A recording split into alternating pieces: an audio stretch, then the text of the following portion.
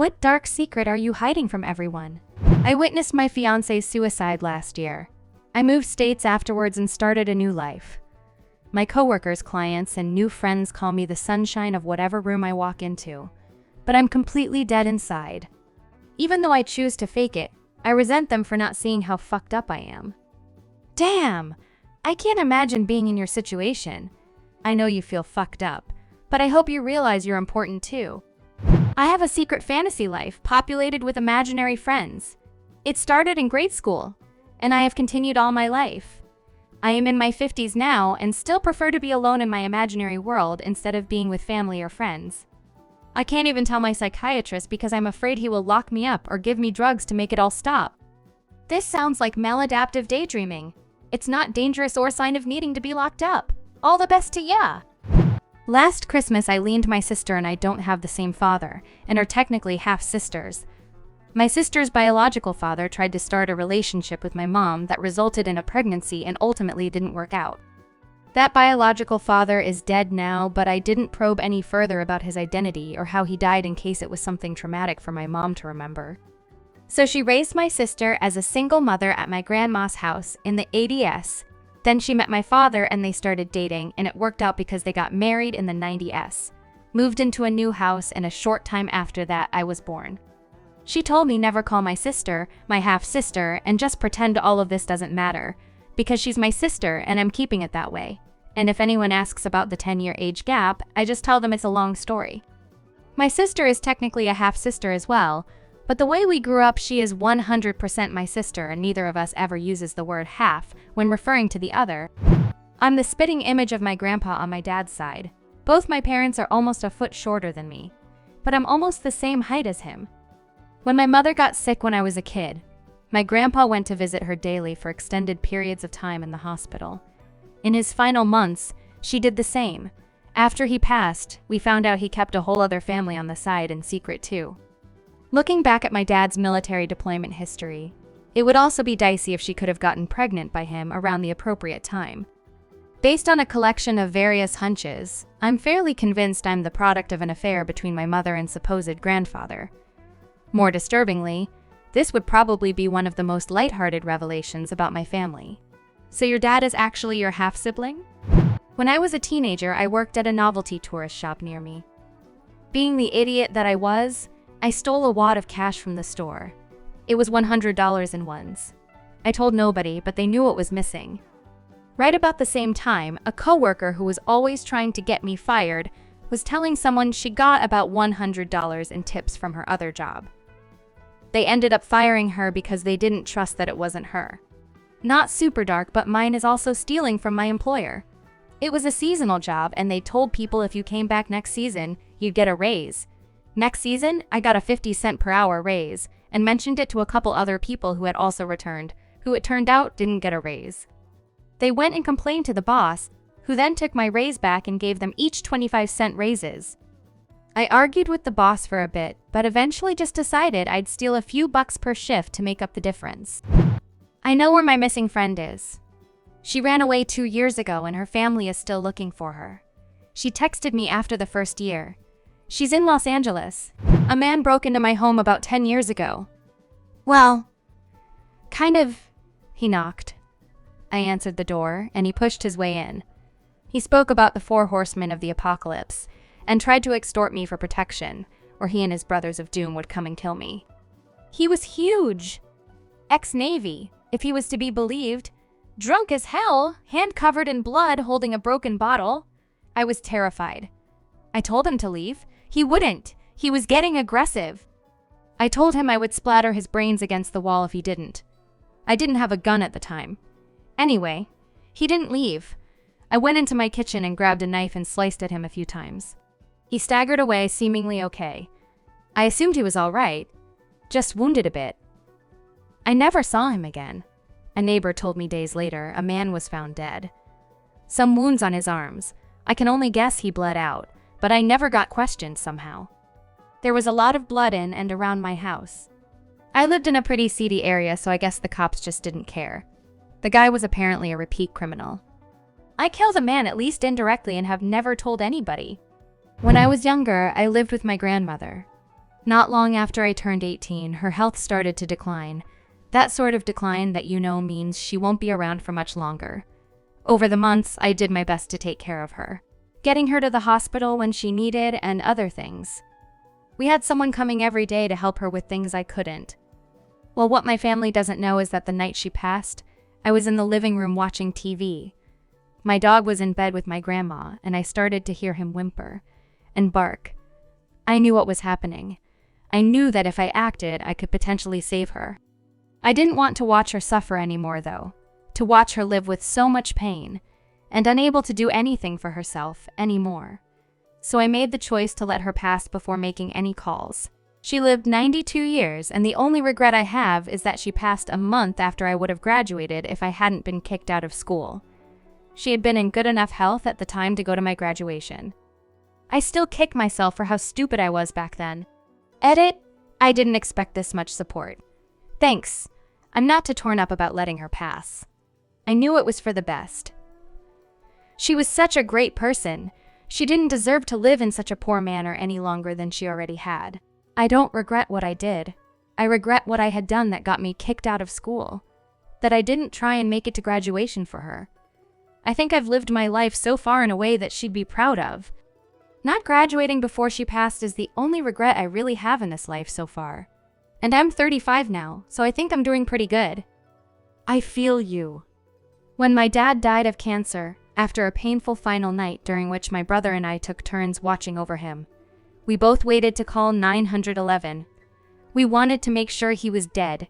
We used that thing you put on your finger that measures oxygen in your blood to be safe. My brother and I ended up waiting a few hours, getting our bearings, crying, talking. It was surreal.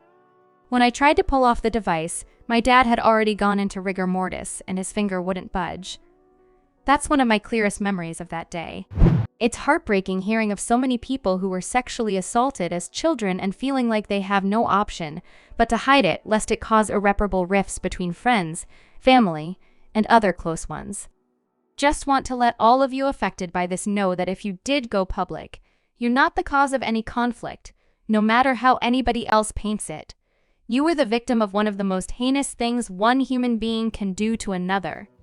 The source of conflict is all down to whoever perpetrated the violence against you, and the shame should not be yours to live with. My wife, her mom, and I bought a house about 2 years ago. Just from talking to the neighbors, I'd gathered that the family who lived here before had a daughter that was mixed up with the wrong people. We had some random person knock on our door at night saying he needed gas. We are down a long driveway. No way you'd randomly walk up to our house to ask for help. I think he was looking for the people who used to live here. And then another time Sunday morning making pancakes for the family I get. A knock on the door and it's 4 sheriff's officers saying they received a 911 call that hung up and it was from the house. We don't have a landline and I assured them my wife and 2-year-old did not make any call. They mentioned a name of the previous occupants and I let them know.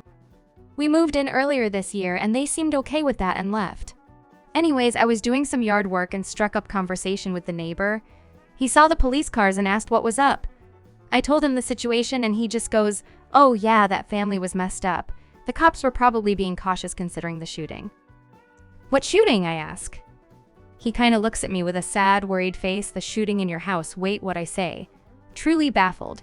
He then proceeds to tell me that about 2 years before the father in the house confronted his daughter and boyfriend he didn't like and shot and killed the boyfriend in the house.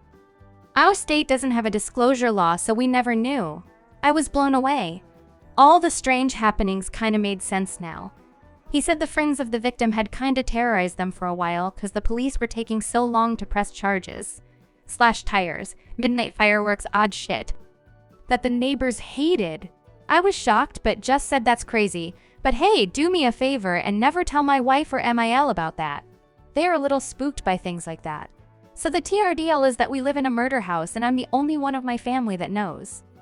My PTSD isn't getting better. I have nightly nightmares of the industrial accident I was in. I see my coworker ripping his burnt face off every night.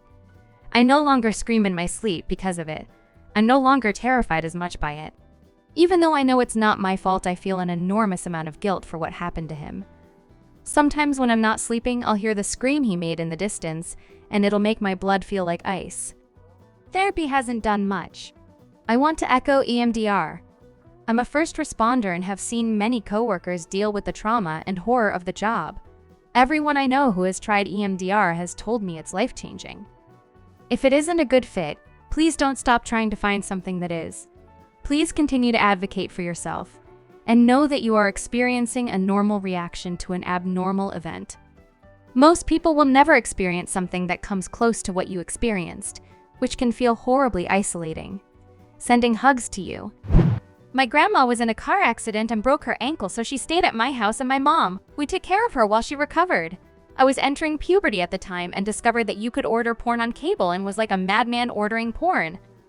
The bill that month came out to $500. My mom thought it was my grandma because her novellas were on like channel 50-60 and the porn was 500-600 I've literally never told anyone to this day.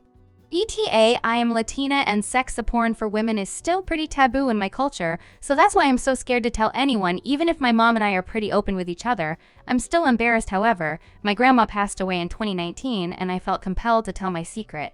But my mom sees that story as a funny memory she has of my grandma that she likes to look back on and laugh about, so if I should lol. Not a huge secret in comparison to some of these answers, but I feel the guilt of it often. After my fiance passed, I napped all the time for over a year. My aunt was calling me one day and I just denied her call, went back to napping. It was my aunt calling because my grandma, who was very sick with cancer, wanted to say happy birthday a day before my birthday. Grandma died the next day. I should have picked up the damn phone. She still loved you and just wants you to... happy. It's okay to not be okay, and sometimes we miss important things for that reason. Fuck.